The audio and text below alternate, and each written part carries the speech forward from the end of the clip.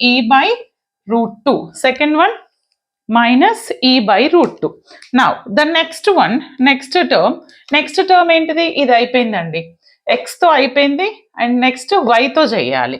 అంటే f(y) x, y. y తో చేస్తున్నాను అంటే same function with respect to y తో చేస్తున్నాను. అవును, ఏం చేశాను ఇందాక? cos y కదా.